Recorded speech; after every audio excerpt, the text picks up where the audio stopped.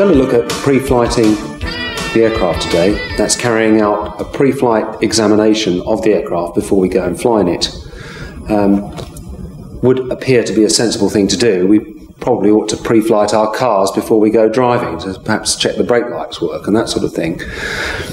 With an aeroplane, if something does go wrong, we can't just perhaps pull into the nearest lay-by. So checking the aircraft over is very important. We're going to be looking at the Pegasus Q and the Pegasus XL aircraft, or the classic trikes, as they're now being called. It's quite an open structure, so we can actually look around the aircraft in a lot of detail, and it's up to you later on how much of that you apply to your pre-flight examinations. If you have your own aircraft and you're in an airfield, you might like to carry out a very thorough examination at the beginning of the day, and then perhaps still use a written checklist, but go around it a little bit quicker later on.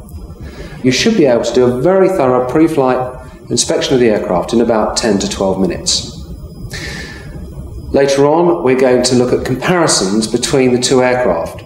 We're looking at a Q trike to start off with, and then a Q wing outside. The comparisons, the differences between the two machines.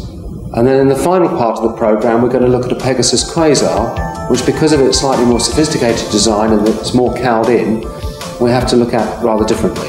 Any of you go to buy Quasars or have Quasars would be well advised to look at the first part of this video as well, though, so that you can take on board that information and apply it to your own machine as you think fit. Okay, off we go.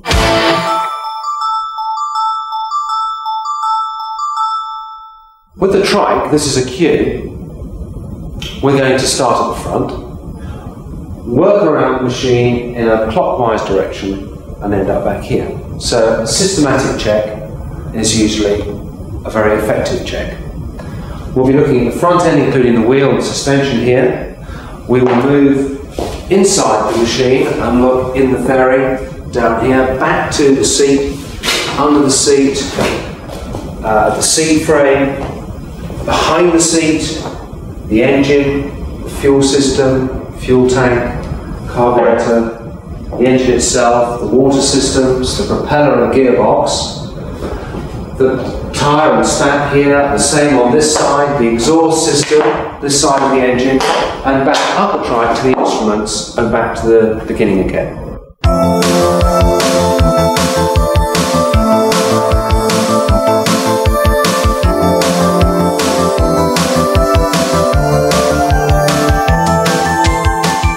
We're at the front of the trike now.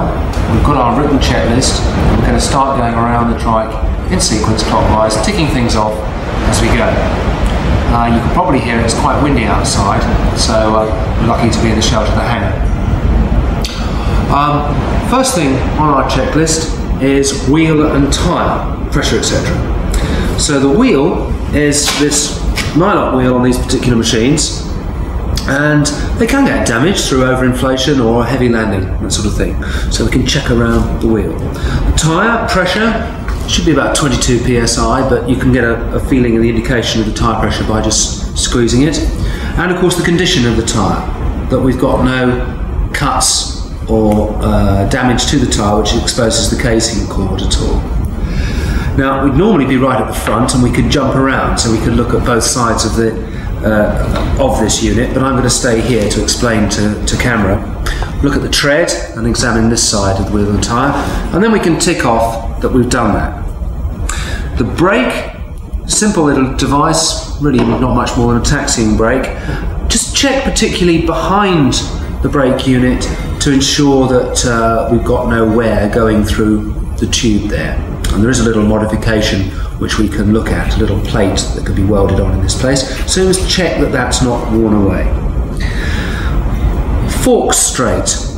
You can, from the front, step back and eyeball the forks from there, and to the sides, look at the forks to make sure there's no sign of damage. And we can tick that off. Onto the suspension springs and link. These are the suspension springs and the link. Get used to seeing the number of threads exposed here, the nuts in position, and particularly important, the axle bolt here, which can work loose. Tends to happen very often with newer aircraft, as I think the tension on the spring here changes with load, under load. So they do work well, so do check them.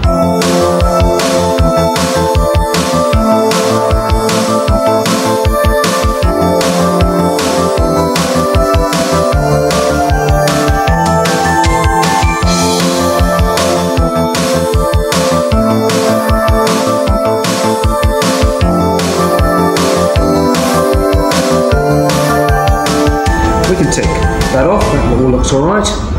Now we come to the front strut.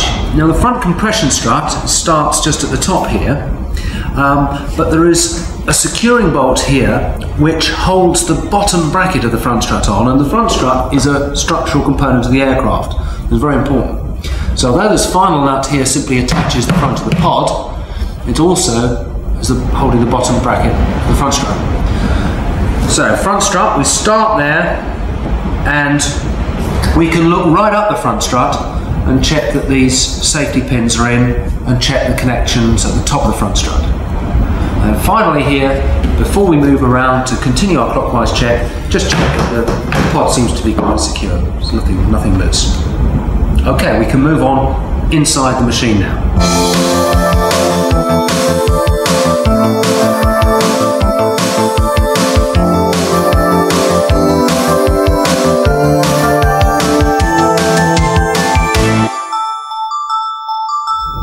Come to the side of the aircraft now, and we're going to be looking into the pilot's area here and behind the seat, starting at the front with the front strut bracket and steering head, looking at the throttle and brake, coming back along the base tube, under the seat, and then looking at some of the wiring and structure behind the seat. That couples with our next section, the side of the aircraft, picking up a few things on the seat frame and then working along to the engine. Inside the trike now, in the pod, first of all we look at the front strut bracket here. You can see the head of the bolt, and most importantly checking that the bolt is through the front strut and through the bracket. Washers in place, no sign of any play there, and the nut on and several threads showing. Tick that off the list. Back to the steering head unit here, with the front fork bolt going through, a nut and split pin. At other times you'll want to check for any play here in the bearings when it's being serviced and so on. To the throttle, check the throttle is working, smooth operation, and that it hits that stop, so that we know that the stop's working. We're not going to stretch the cable. Looking again for any damage to cables, bolts in place, nothing loose. Brake working and returning on its little spring. That's great, we can knock that off. The steering link is this bar here, which from a little rose joint here runs back to the rear steering, and we want to check that that pin there is upright and there's no play there.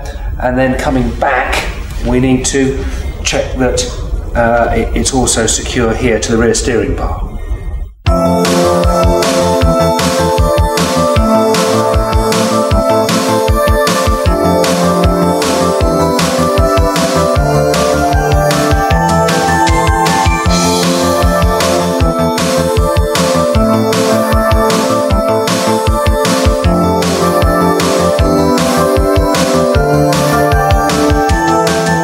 Looking at the base tube for any signs of deformation. If the tube has been stressed, you get a little haze, opaque hazing on here. Picking up the pull start for security, bolts, nuts in place, and then back to the rear steering bar. You can see there's a bit of mud on this one. We're using a real aircraft, so they get a bit dirty in the winter time. Checking that's secure, not too much play on the bolt here, and of course the link again there.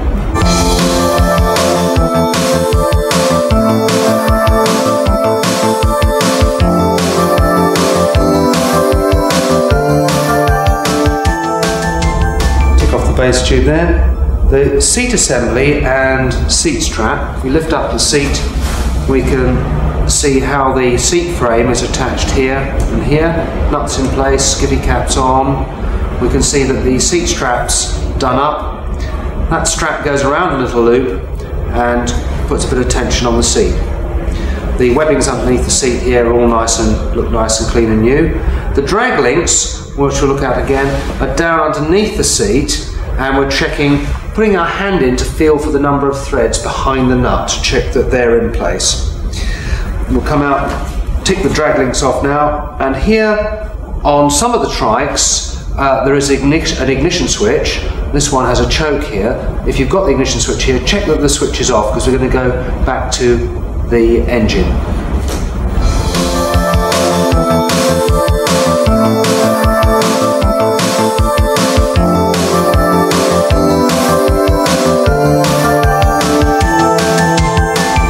Part of the seat frame assembly here is this involved joint just here. A look to see that all the skivvy caps are on. The ignition switch in the off position. Coming back up the seat frame, look for any loose tie wraps or anything. Move the seat forward, and we can look in here now, checking on our list, the webbing behind the seat and the safety belt anchor points, all good. Base tube, no sign of any marks. And we can look at the monopole down here, the lower part, looking at the bolts there, the pulley, starter pulley, starter cord, and all the wiring. See no loose wires around there. If you've got the older type machine, you also just feel in the inside lobes, particularly of the fuel tank, make sure there are no fuel leaks down there. Okay, put the seat back now. Just before we do up this Velcro, we'll just have a look at the top of the seat frame. Just put that down for you. Look at the top of the seat frame, particularly on these boats here. There's quite a load just there in line with the bolt. So I want to inspect there thoroughly. No signs of any cracking or deformation. Okay, so that looks good, and we can put the Velcro back around the top of the monopole. Always back to the checklist: safety belts, base tube, monopole, ticked off. Starboard side. We're on the starboard side of the aircraft. Pod secure. So we'll just do a little reach back here and check that the back end of the pod is secure, the bolts in place. Seat frame choke, we've already looked at the seat frame, and on the older machines, of course, we've got a choke on the side here, so we check that that's smoothly operating and is off. Monopole engine mounts are up here, so we're going to be looking at the main bolts on the engine mounting are in place. You get used to looking at the number of threads that are in place there. That's fine. The fuel is on, switched on here, full, or the level noted. No contamination and no leaks to the fuel, so we look into the filter area, make sure there's no contamination there. And the fuel pump area, lots of little connectors here, make sure we've got no fuel reading. This one's got a little modified primer bulb on there. So again, back to the list, checking off. Now we move on again, side wires. These are the side wires. Looking up here at the swaging, the eyelet. Some of them have a little safety ring at the back here to check. Tang's all secure. Down to this end, swaging. We're back down to the drag links again now, and another bolt, feeling for the threads. Looking at it, fine. Okay. The axle wires are these fellas coming through here. So we want to look at the swaging, tension, our spat, skivvy caps in place, there, all looks secure, and then again onto the tyre and the wheel, and check the tyre and the wheel just as we check the front wheel, and in this case we can quite easily just move the track a little bit if we wanted to, or we can roll it and check different parts of the tyre. Okay, we can move from here up back to the engine, the carburettor area, and the throttle cables. So we've got, that runs from the 2 into 1, and the choke cable in place. General look of the engine. Is it clean and tidy? Can we see any problems? I can see a little bit of water being blowing out here. So when I come on to check the water system on the Q, well, you can particularly make sure the levels are okay. We haven't been losing water.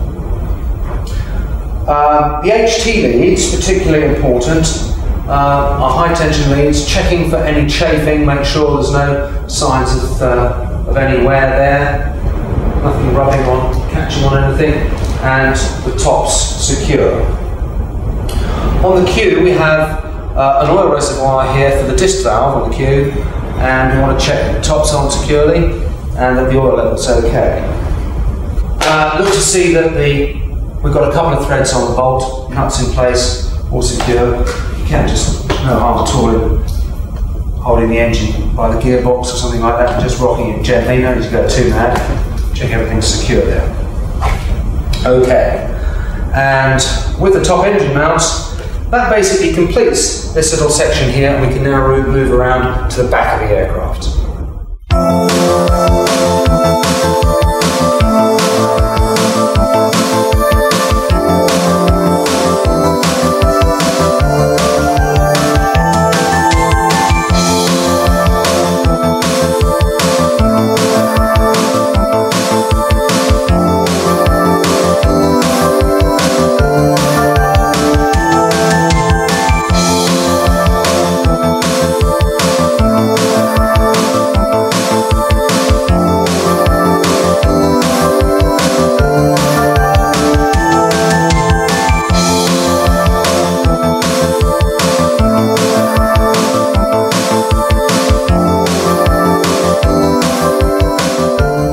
Looking at the back of the aircraft, we've first of all obviously got the propeller. We'll look at the hub section, bolts here, and on this three-bladed prop, these fellas, all the nuts on the back in place. Get used to seeing the right number of threads and so on.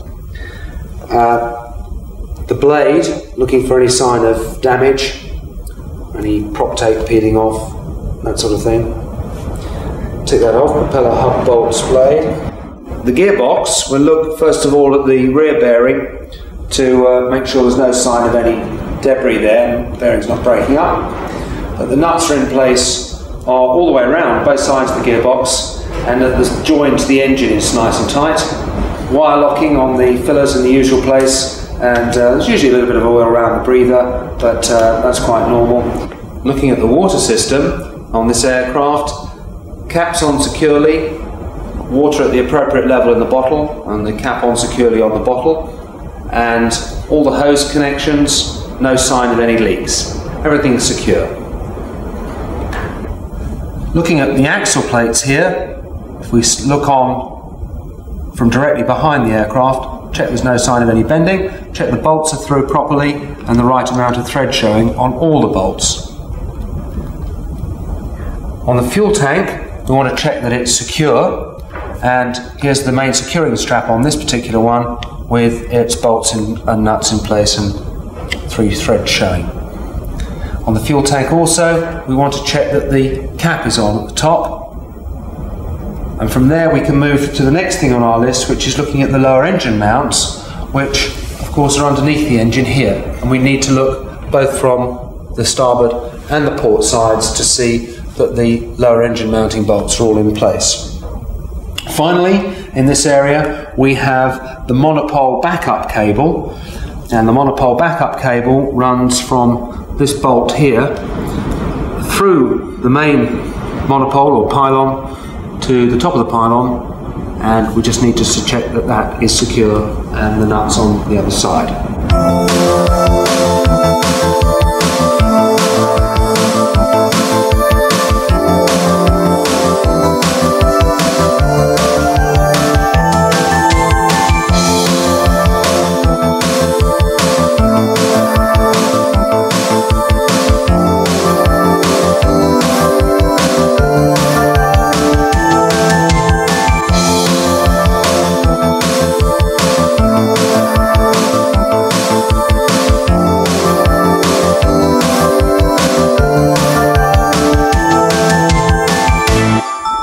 On the port side of the aircraft, we want to repeat our inspection of the tyre, the wheel, the spat, the axle wires, the drag link union, and the side wires, which brings us up to the exhaust pipe, which is obviously different to the other side, so it needs a thorough check. The exhaust springs are wire locked into position, and it's very important that we check the wire locking. We check the manifold bolts and the wire locking underneath, and no sign of any leaks on the manifold. Behind the exhaust silencer here, you'll find the 2 major mountings. Check the bolts and nuts. all the after muffler connected on properly, all secure, and then the heat guard security over here. That's the later type. The early heat guards were attached to the exhaust and were a little bit prone to fatigue, so quite important to make sure there are no sign of any cracks in the exhaust pipe anywhere. You want to look also at the 2-into-1 system, where the two throttle cables, the foot throttle and the hand throttle, come into this unit here, and check everything's secure. In fact, I've spotted a fault on this one, which I hadn't noticed hitherto. We've got a bit of rucking on the outer cable there, and I must examine that. I'm going to have to look at that now. General look at the engine, and we've got a little bit of oil around here, but that looks fine. We can move on to the side of the aircraft.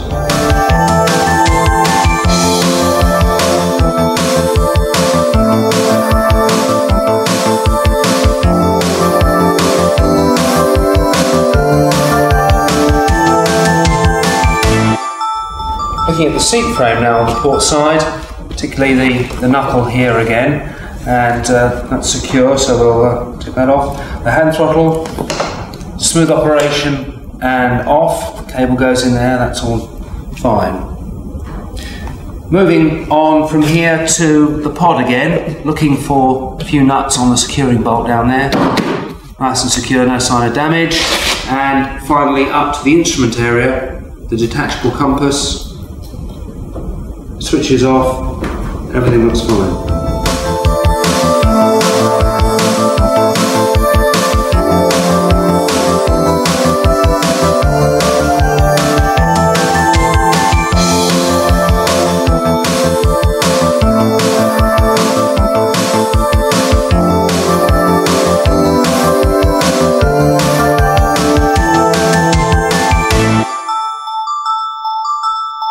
Okay, we're moving to the wing now, and we're going to work around it in a clockwise way, just like we worked around the trike.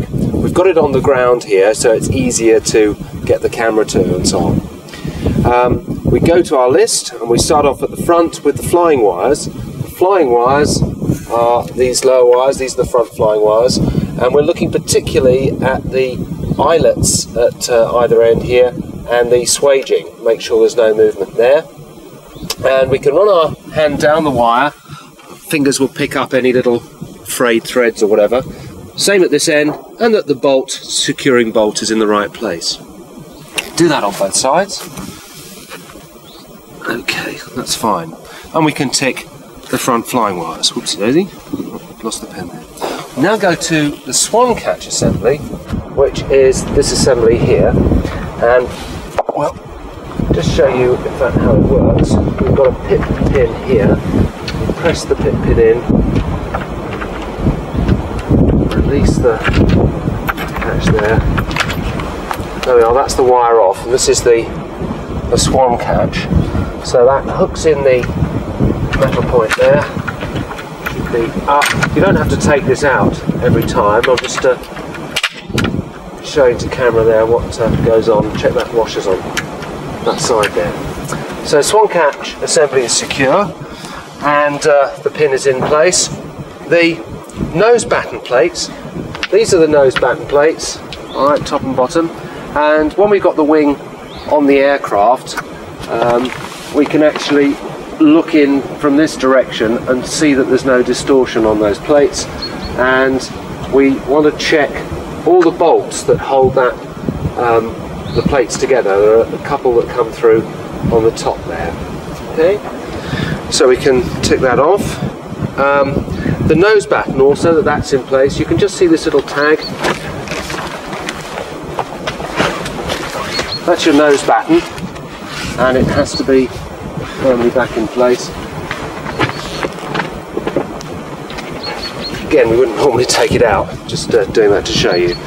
And on the queue, we have to put the nose cone on, and that's very important on the queue to make sure that air doesn't get into here and inflate the sail and change the sail profile. So I'll get the cone from one side of the wing here.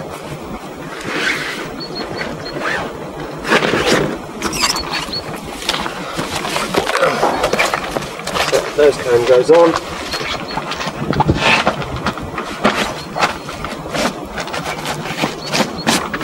There we go. Alright, we're going to move on to the starboard side of the aircraft now in our sort of procedure around the aeroplane. And we're going to start off with the control frame base knuckle. So I'm going down to, this is the control frame, the whole A shape, control frame upright, and the base bar, or the control bar.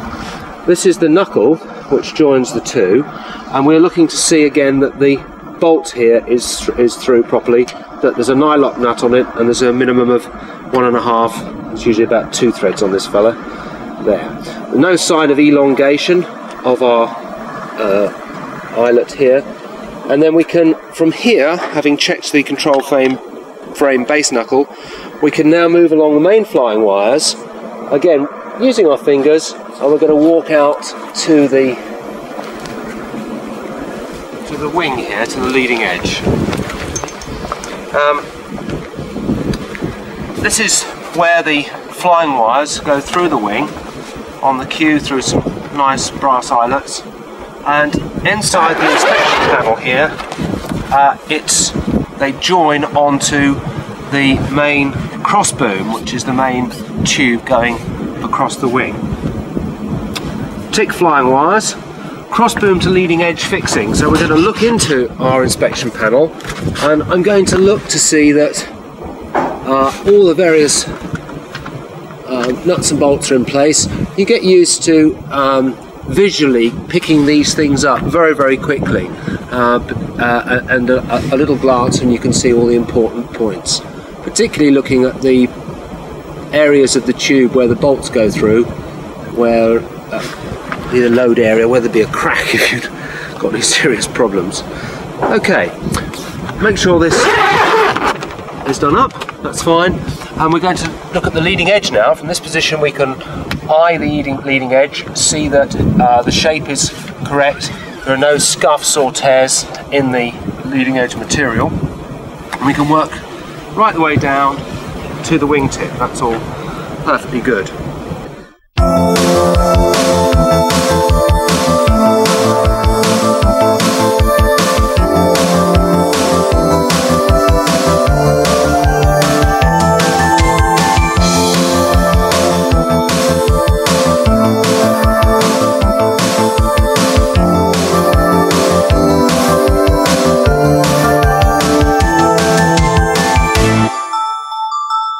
We finish up at this end, the tip end of the leading edge. This bolt retains the span tension on the wing, drops through a little bearing on the queue. We're going to come around and rotate the wing to check that the bearing here is moving, it's not jammed up, because that aids the flexing at the tip. Alright, again, nut in place, couple of threads showing. We can also use this opportunity to look down inside the wing, and we can see that the washout rod is butted up hard against the leading edge. This is the washout rod. Alright, we've checked that it's butted up there. We can check that the wing floats off it. Alright, the washout rod's in place. It is incidentally only held on by a bungee elastic. Alright, so we can check the condition of the bungee elastic and then pop it back on, firmly on. And the washout rod, very important, because it stops the trailing edge coming any lower than that and developing too big an angle of attack there. We're now going to look at the batten elastics. That's these fellas here, all the way along the wing, and the trailing edge. Very important just to run your finger along the trailing edge to check there are no cuts or tears in that point there. The batten elastics on these aircraft are doubled. So we start from that, elastic in there, and every good microlight pilot's got a little tool in his pocket like this fella, and in there, so they must be doubled. Alright, it's important the tension's the same on this wing as the other wing, so we get nice even flying characteristics. So we can move along the trailing edge now, checking the elastics are in place and the trailing edge itself is not damaged in any way at all. And we must also pick up the undersurface batten. So normally the wing would be up on the aircraft, and so we would look at the 3 undersurface battens on the Q and the 2 undersurface battens on the XL, and to check that their little single elastics are holding them in place. Okay.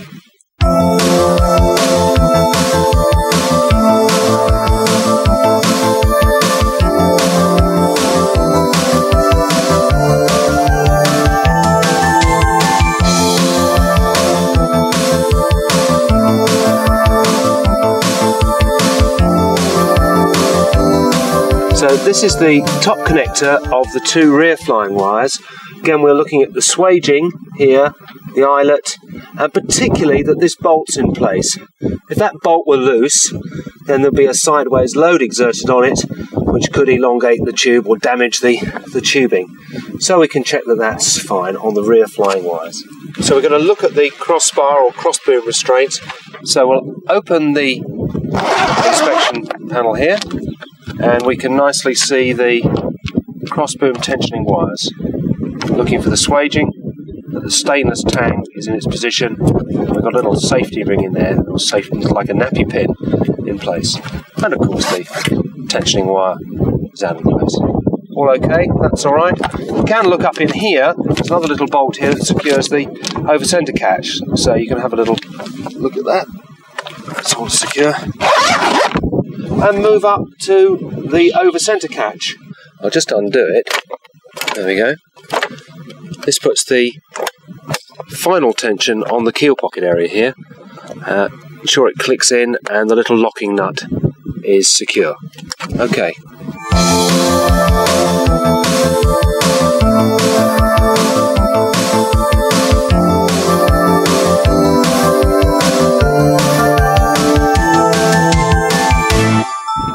We're going to look at the port wing now, just in the same way as we did the starboard wing. I'll just go through the list. We've got the batten elastics, including the undersurface, the trailing edge, the tip, checking for the span tension bolt and the bearing on the Q, the washout rod, that's in place, then along the leading edge to the inspection panel where we can go in and look where the crossboom attaches to the leading edge, then down the flying wires to the port control frame base knuckle, and then from there we'll finally move into the keel centre section area. Looking at the hang bracket assembly, we would normally have the wing on the trike, of course, so we want to check that the hang bolt's in place and done up properly. Check our little bolts here. There are 2 the other side as well, so you'd have to go around and look at those. With trim position, variable on the Q and the XL, so this one's on the front hole, the bolt in place, and if you put your finger around the other side you can feel the threads. The control frame top bolt there, we can see our bolts and that little hexagonal headed bolt in there as well. And then of course come round and check the other side. All the nuts and bolts in place.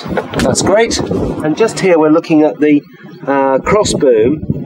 It pivots on this ball joint here on the Q, and there's a bolt here. We've got some skiffy caps on the top, and we can see the ends of these eye bolts here.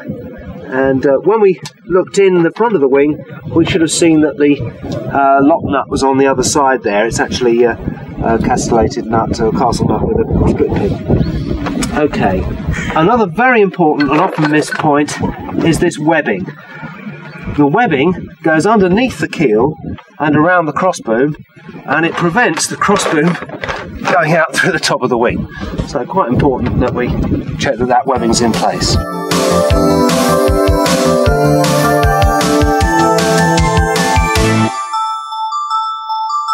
We've come around to this side to look at the landing wires, the leech lines or luff lines, and this is called the king post. Alright, so the king post acts as a fulcrum for the landing wires here. You can see that they're all in place.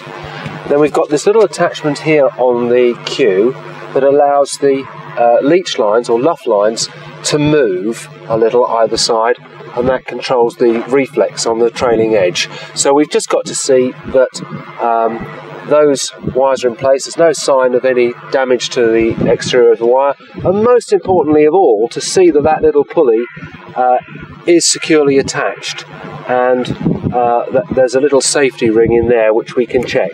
Because if we lost those wires, then we'd have no reflex if we were exceeding VNE, something like that. The wing will normally fly without being on the landing wires, without being on the leach lines. The cut of the sail on the Q and the XL means that in ordinary flight you're not relying on the leach lines or luff lines at all. But it is important that we check that that's in place.